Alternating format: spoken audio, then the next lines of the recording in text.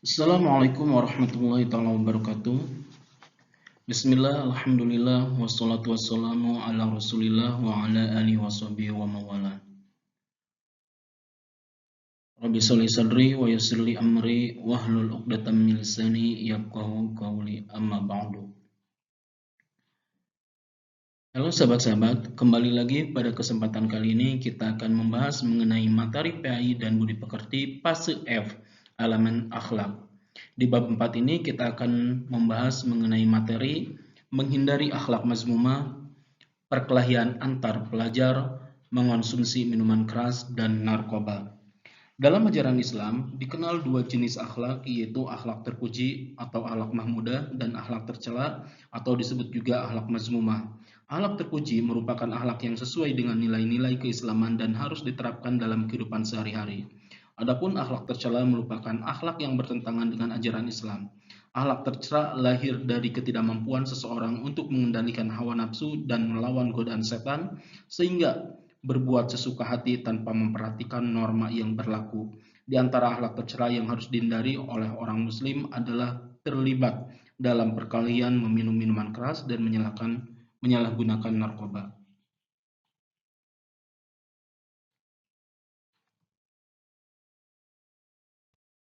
Yang pertama yang akan kita bahas di sini adalah cara menghindari perkelahian antar pelajar. Perkelahian antar pelajar. Secara bahasa, menurut Kamus Besar Bahasa Indonesia atau KBBI, perkelahian artinya pertengkaran, adu kata-kata atau adu tenaga, sedangkan pelajar artinya anak sekolah, anak didik, murid, siswa, atau seorang manusia yang belajar. Perkelahian pelajar biasa disebut juga dengan tawuran. Jadi perkelahian antar pelajar bermakna suatu pertengkaran atau perkelahian yang biasanya dilakukan secara beramai-ramai dengan melibatkan banyak pelajar dari dua kelompok yang berbeda atau lebih.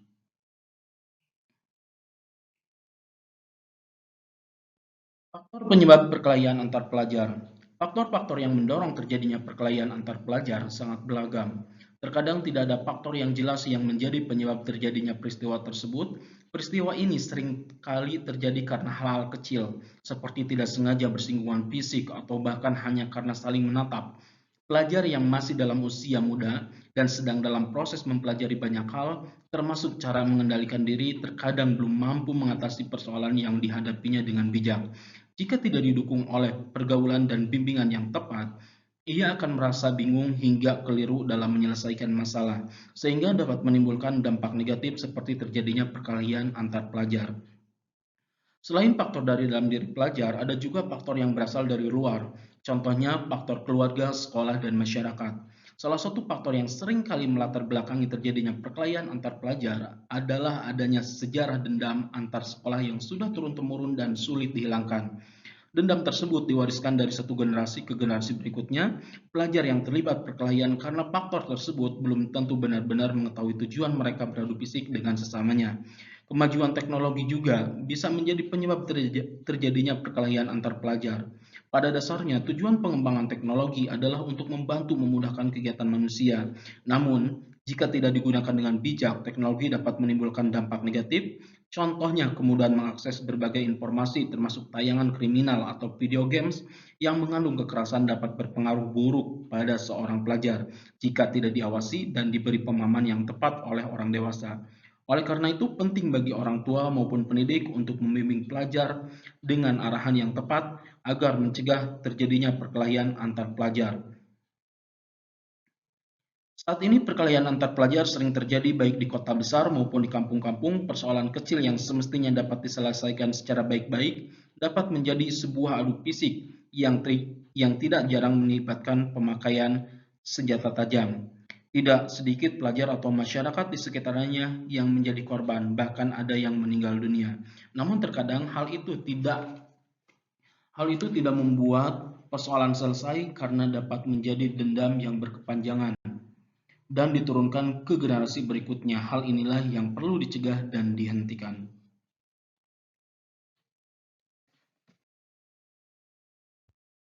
Larangan berkelahi dan bermusuhan. Dalam ajaran Islam, perkelahian pelajar merupakan akhlak mazmumah, akhlak yang tercela yang hukumnya haram dan dosa untuk dilakukan.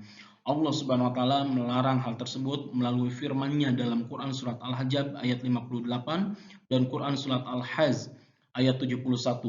Jadi sebagai orang yang beriman, hindarilah perkelahian antar pelajar karena akan mendapatkan hukuman yang berat baik di dunia maupun di akhirat.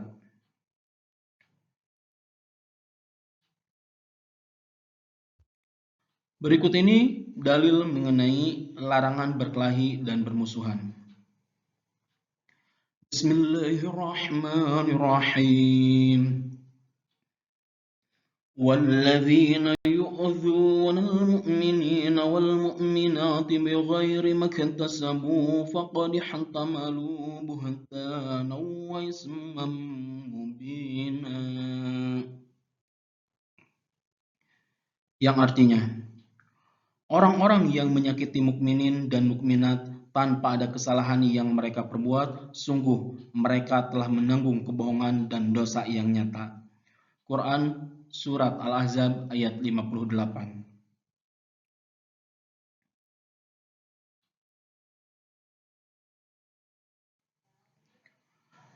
Dampak dari perkelahian antar pelajar. Perkelahian pelajar tentu meninggalkan dampak buruk baik bagi pelajar, baik bagi pelaku maupun pihak-pihak yang terlibat. Di antaranya sebagai berikut. Yang pertama, seseorang yang terlibat perkelahian pelajar akan mengalami ketakutan setiap hari, merasa was-was setiap waktu dan tidak berani berjalan sendiri. Yang kedua, apabila perkelahian sudah terjadi, tidak sedikit yang mengalami cedera bahkan berujung pada kematian. 3. Bila terjadi kematian, maka kematian tersebut termasuk kategori kematian yang sia-sia. Diriwayatkan dalam hadis riwayat Bukhari dari Al-Ahnaf bin Qais bahwa ia berkata, pada suatu ketika saya hendak pergi menolong seseorang yang sedang berkelahi. Secara kebetulan saya bertemu Abu Bakar. Ia pun berkata, mau kemana engkau? Kujawab, aku akan menolong orang itu. Ia berkata lagi, kembalilah. Aku mendengar Rasulullah SAW bersabda, apabila dua orang muslim berkelahi dan masing-masing mempergunakan pedang, maka si pembunuh dan yang terbunuh keduanya masuk neraka. Aku bertanya, hal itu bagi pembunuh, bagaimana dengan yang terbunuh? Beliau menjawab, karena orang yang terbunuh itu juga berusaha untuk membunuh saudaranya.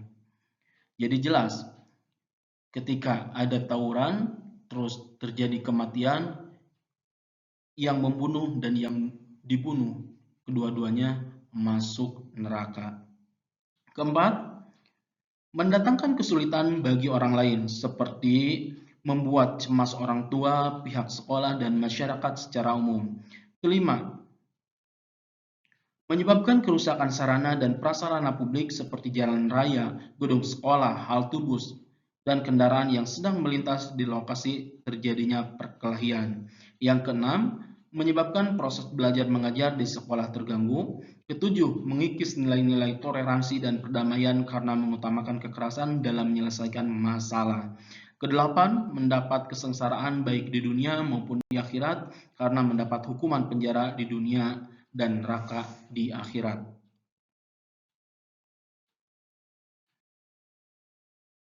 Selanjutnya, solusi menghadapi perkelahian antar pelajar. Perkelahian antar pelajar menimbulkan banyak kerugian, tidak hanya kerugian material, tetapi juga kesengsaraan pada pelaku maupun pada korbannya dan orang-orang di sekitarnya.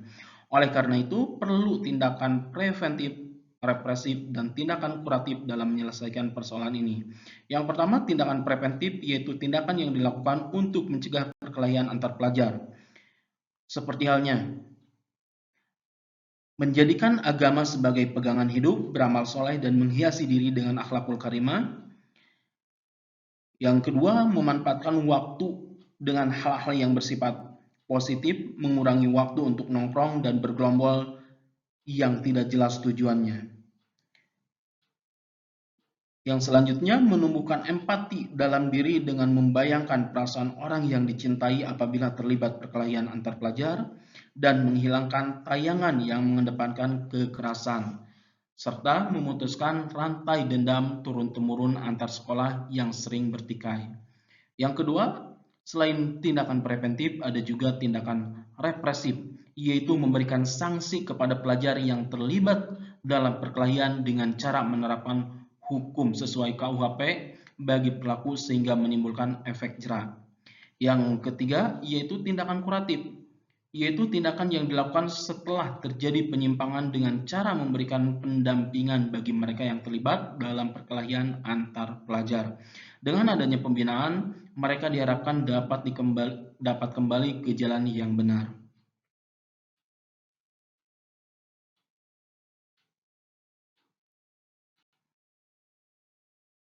Selanjutnya, kita akan membahas mengenai cara menghindari mengkonsumsi minuman keras.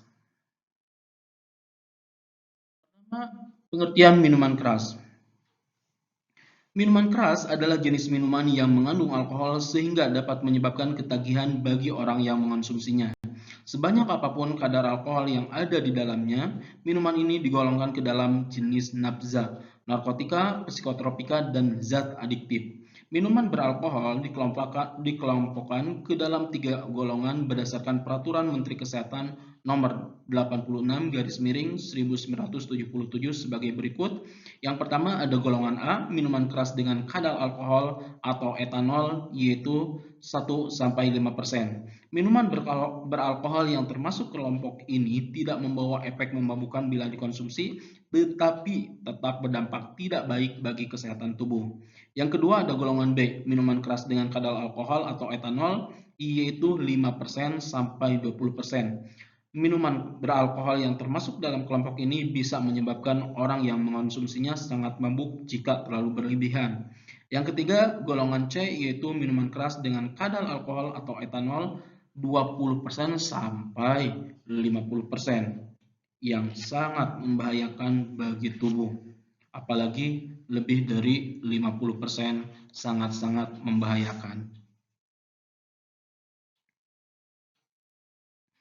Keharaman minuman keras termasuk bagi yang membuat, menjual, membeli, membawa, menghidangkan, dan mengambil manfaat dari hasil penjualannya. Selanjutnya, hukum dan dampak dari mengkonsumsi minuman keras. Disebutkan dalam dalil Quran, larangan meminum minuman keras. Dalilnya ada dalam Quran surat Al-Maidah ayat 90-91. Yang kedua ada juga dalam Quran surat Al-Baqarah ayat 219. Dan yang ketiga ada juga dalilnya dalam Quran surat An-Nisa ayat 43. Serta dalam hadis Al-Hakim dari Ibnu Abbas.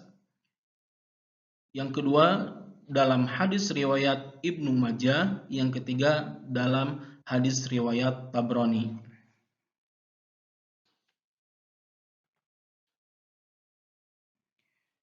Ayat-ayat Al-Quran tersebut menegaskan tentang bahaya mengkonsumsi minuman keras.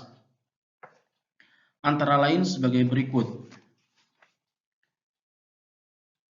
A. Menyebabkan keimanan dan keislaman dalam bahaya karena perbuatan itu disetarakan dengan mempersembahkan kurban bagi berhala. Itu terdapat dalam Quran surat Al-Maidah ayat 90-91.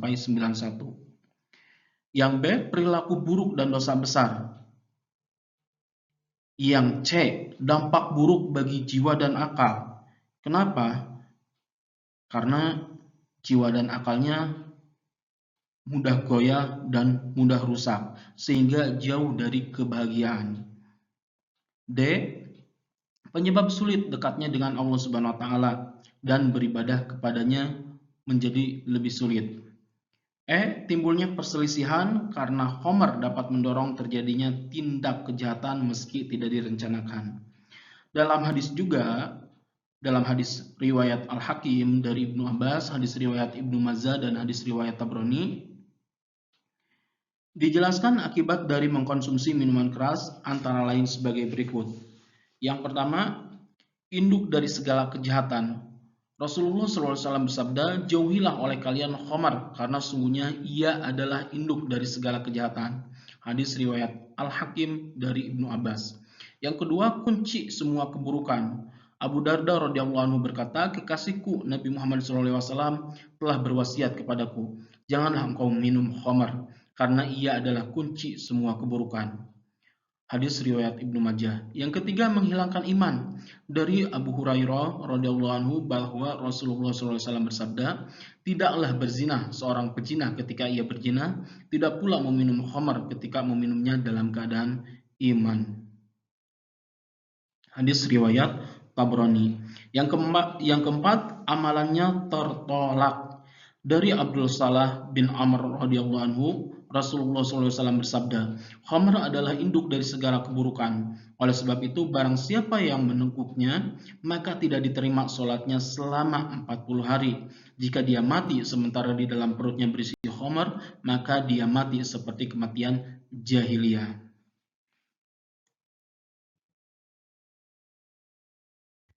Berikut ini dalil Quran surat Al-Baqarah ayat 219 tentang larangan meminum minuman keras. Bismillahirrahmanirrahim. Yas'alunaka 'anil khamri wal maisir qul fihima ismun kabirun wa manafi'u lin-nas wa ismuhuma akbaru min naf'ihima wa yas'alunaka madza yunfiqun qulil 'afwa كذلك يبين الله لكم الآيات لعلكم تتفكرون. Yang artinya, mereka menanyakan kepadamu Nabi Muhammad tentang khamar dan judi. Katakanlah, pada keduanya terdapat dosa besar dan beberapa manfaat bagi manusia. Akan tetapi dosa keduanya lebih besar daripada manfaatnya. Mereka juga bertanya kepadamu tentang apa yang mereka infakkan. Katakanlah, yang diinfakkan adalah kelebihan dari apa yang diperlukan. Demikian Allah menerangkan ayat-ayatnya kepadamu agar kamu berpikir. Quran Surat Al-Baqarah ayat 219. Khamar adalah segala sesuatu yang mengandung unsur yang memabukkan. Selanjutnya, solusi menghadapi kecanduan mengkonsumsi minuman keras.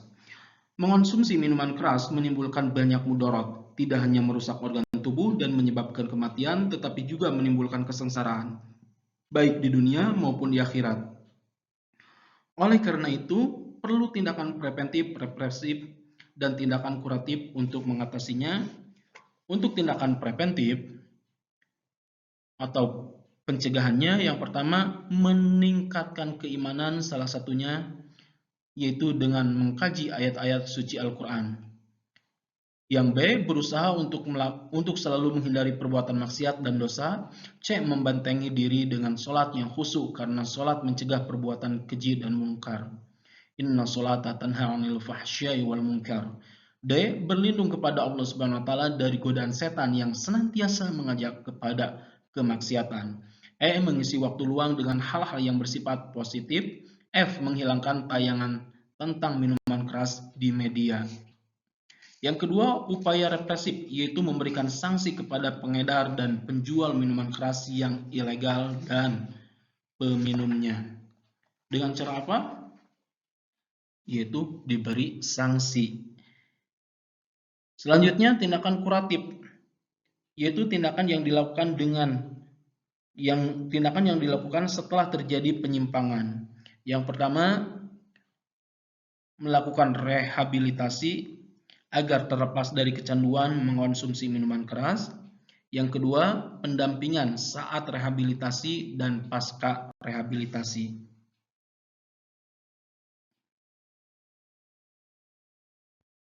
Selanjutnya yang ketiga, kita akan membahas mengenai cara menghindari narkoba.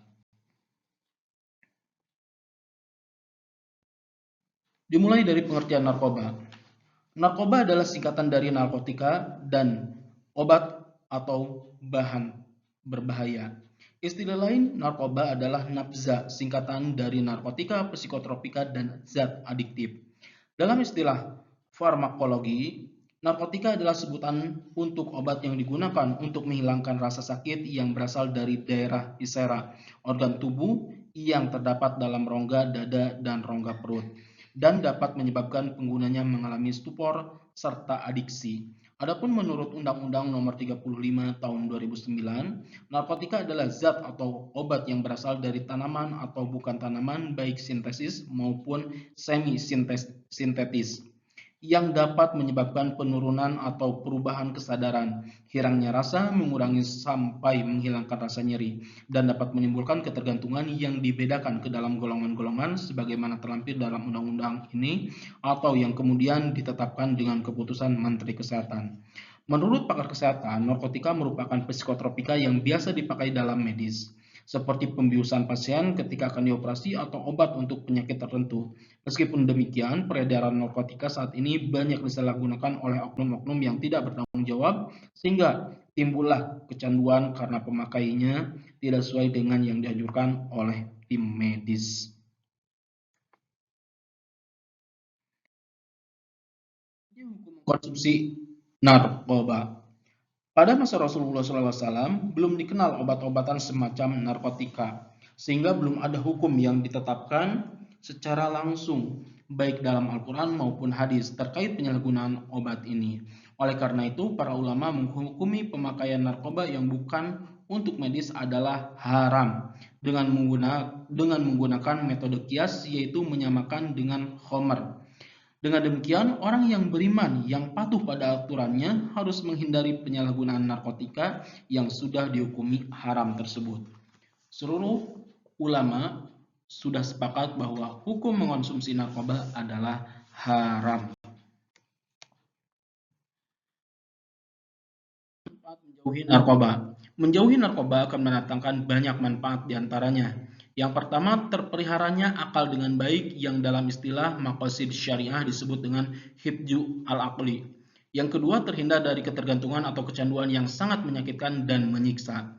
Yang ketiga, terjaganya kesehatan tubuh karena penyalahgunaan narkoba dapat merusak jaringan tubuh. Yang keempat, terjaganya kerukunan dalam keluarga, begitu juga hubungan sosial dengan lingkungan dan masyarakat. 5. Terwujudnya generasi penerus bangsa yang berakhlak karimah dan yang memiliki rasa patriotisme serta rasa cinta tanah air yang tinggi. 6. Tidak berurusan dengan pihak yang berwajib. Yaitu jenis-jenis narkotika. Perlu diketahui berdasarkan jenisnya, narkotika dibagi menjadi dua, antara lain sebagai berikut. Yang pertama, jenis narkotika berdasarkan pada resiko ketergantungan. A. Narkotika golongan 1 memiliki resiko tinggi menimbulkan efek kecanduan sehingga sangat berbahaya jika dikonsumsi. Contoh ganja, opium, dan tanaman koka. B. Narkotika golongan 2 memiliki risiko tinggi menimbulkan ketergantungan tetapi masih bisa digunakan untuk medis asalkan sesuai dengan resep dokter. Narkotika jenis ini terdiri atas 85 jenis, diantaranya morfin dan alfaprodina. Yang C. Narkotika golongan 3 pada umumnya digunakan dalam terapi dan pengobatan. Risiko ketergantungan narkotika jenis ini cukup ringan. Yang kedua, jenis narkotika berdasarkan bahan-bahan pembuatannya. A. Narkotika jenis sintetis digunakan untuk kepentingan pengobatan dan penelitian, diperoleh dari proses pengolahan yang rumit. Contoh, amfetamin, metadon, dan dexamfetamin. B. Narkotika jenis semi-sintetis diolah dari bahan narkotika alami lalu diisolasi dengan cara diekstraksi atau cara lainnya. Contoh, morfin, heroin, dan kodein. C. Narkotika jenis alami dapat dimanfaatkan secara langsung dan hanya melalui proses sederhana. Contohnya yaitu ganja.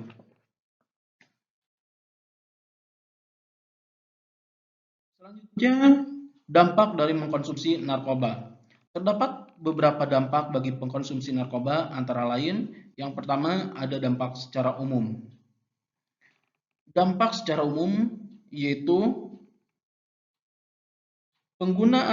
Penyalahgunaan narkoba dapat menyebabkan dehidrasi, yaitu keseimbangan elektrolit berkurang sehingga tubuh kekurangan cairan.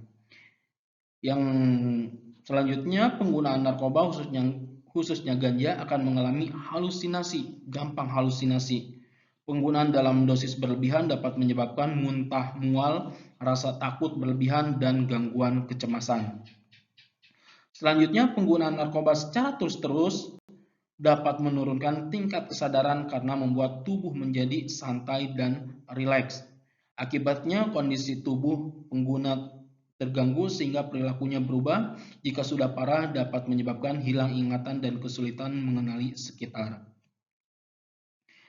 Selanjutnya, yaitu penggunaan jenis narkoba sabu-sabu, opium, kokain, dan sebagaimana dalam dosis tinggi dapat menyebabkan kejang sehingga kematian tidak dapat dicegah, dan penggunaan narkoba berpengaruh pada kualitas hidup, misalnya mengalami kesulitan dalam berkonsentrasi, kesulitan ekonomi, hingga harus berhadapan dengan pihak yang berwajib karena terbukti bersalah. Ada juga dampak yang bersifat pribadi. Kalau tadi umum, yang sekarang bersifat pribadi. Dampak yang bersifat pribadi antara lain, yang pertama, perubahan kepribadian. Yang kedua, tidak peduli diri sendiri dan orang lain. Tiga, lebih sering bermalas-malasan. Yang keempat, bebas tanpa norma. Orangnya itu lupa akan norma. Dan yang kelima, tidak ragu menyakiti diri sendiri. Tak sedikit orang yang sudah kecanduan narkoba itu banyak menyakiti dirinya sendiri karena akibat dari narkoba tersebut. Yang ketiga, dampak terhadap keluarga. Dampak terhadap keluarga yang pertama, mencoreng nama baik nama diri sendiri, keluarga, dan juga tentunya orang tua akan tercoreng nama baiknya. Yang kedua, berani mengambil hak orang lain, mengambil sesuatu yang bukan haknya. Yang ketiga, hilangnya rasa sopan santun hingga berani menentang orang tua. Yang keempat, dampak terhadap lingkungan sosial. Yang pertama, semakin berani melakukan maksiat dengan orang lain. Yang kedua, mencuri milik orang lain demi untuk mendapatkan uang agar dapat membeli narkotika ataupun narkoba. Yang ketiga, mengganggu ketertiban umum sehingga dapat menimbulkan bahaya bagi ketentraman dan keselamatan umum.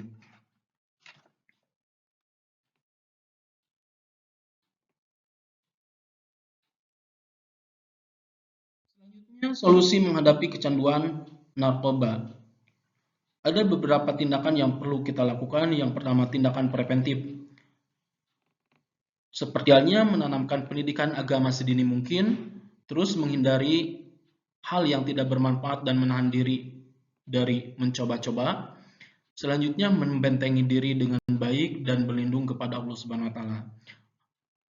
Setelah tindakan preventif, ada juga tindakan represif, yaitu memberikan sanksi kepada pengedar narkoba, para penjual, para pengguna, dan semua pihak yang terlibat dalam peredaran barang tersebut. Dan yang terakhir, tindakan kuratif, yaitu rehabilitasi, pendampingan saat rehabilitasi dan pasca rehabilitasi, memutus jaringan dengan pengedar dan teman-teman.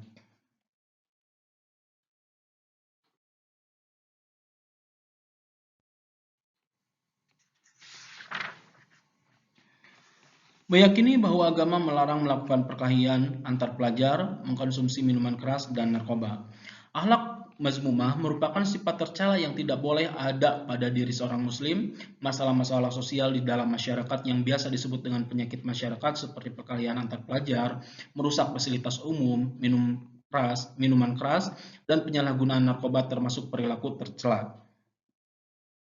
Perilaku tercela atau akhlak mazmumah di kalangan pelajar saat ini sudah semakin marak terjadi. Perilaku tercela atau akhlak mazmumah merupakan salah satu masalah yang dilarang oleh Islam karena sangat bertentangan dengan ajaran agama. Perilaku tersebut dapat menimbulkan dampak buruk seperti halnya rusaknya iman, jatuhnya kehormatan seseorang, dan jauh dari rahmat Allah Subhanahu wa taala serta balasan yang akan kita dapatkan pada hari kiamat kelak, yaitu siksaan api neraka. Biasakan diri bersikap taat pada aturan, peduli sosial, tanggung jawab, dan cinta damai. Contoh sikap taat pada aturan. Dengan kesadaran diri mematuhi aturan-aturan Allah Subhanahu wa taala, contohnya menghindari yang dilarang. Yang kedua, melarang kebijakan yang dibuat oleh pemangku yang berwenang. Maaf, direvisi. Melaksanakan kebijakan yang dibuat oleh pemangku yang berwenang. Selanjutnya, contoh sikap peduli sosial, yaitu yang pertama, menasehati dengan santun teman yang gemar tawuran dan mengkonsumsi minuman keras dan narkoba dengan menyarankan untuk melakukan rehabilitasi dan mengajak teman untuk melakukan hal-hal yang positif dan bermanfaat. Selanjutnya, contoh sikap tanggung jawab. Yang pertama, tidak melakukan perbuatan yang dapat menjerumuskan pada hal-hal yang dapat merusak diri sendiri, dan belajar dengan sungguh-sungguh agar menjadi generasi penerus yang cerdas spiritual dan intelektualnya, serta cerdas secara emosinya. Selanjutnya, contoh sikap cinta damai. Yang pertama, menjalin persahabatan dengan teman baik yang satu sekolah maupun yang berlainan sekolah, dan yang kedua, menghindari konflik sekecil apapun dengan teman satu sekolah atau lain sekolah dengan mengembangkan positive thinking. Bismillahirrahmanirrahim. Ya ayyuhan nasu inna khalaqnakum وأنثى وجعلناكم شعوبا وقبائل لتعارفوا إن أكرمكم عند الله أتقاكم إن الله عليم خبير, yang artinya, wahai manusia, sesungguhnya kami telah menciptakan kamu dari seorang laki-laki dan perempuan. Kemudian kami menjadikan kamu berbangsa-bangsa dan bersuku-suku agar kamu saling mengenal. Sesungguhnya yang paling mulia di antara kamu di sisi Allah adalah orang yang paling bertakwa. Sesungguhnya Allah Maha mengetahui lagi Maha teliti.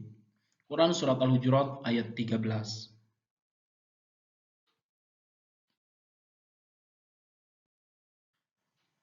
Sekian untuk pembahasan di bab 4 ini. Mohon maaf bila ada kata-kata yang salah ataupun kata-kata yang keliru. Kebenaran hanyalah milik Allah Subhanahu wa taala, adapun yang salah berasal dari saya pribadi. Syukran ala husni ihtimamikum. Wallahul muwaffiq ila aqwamit thoriq. Wassalamualaikum warahmatullahi wabarakatuh.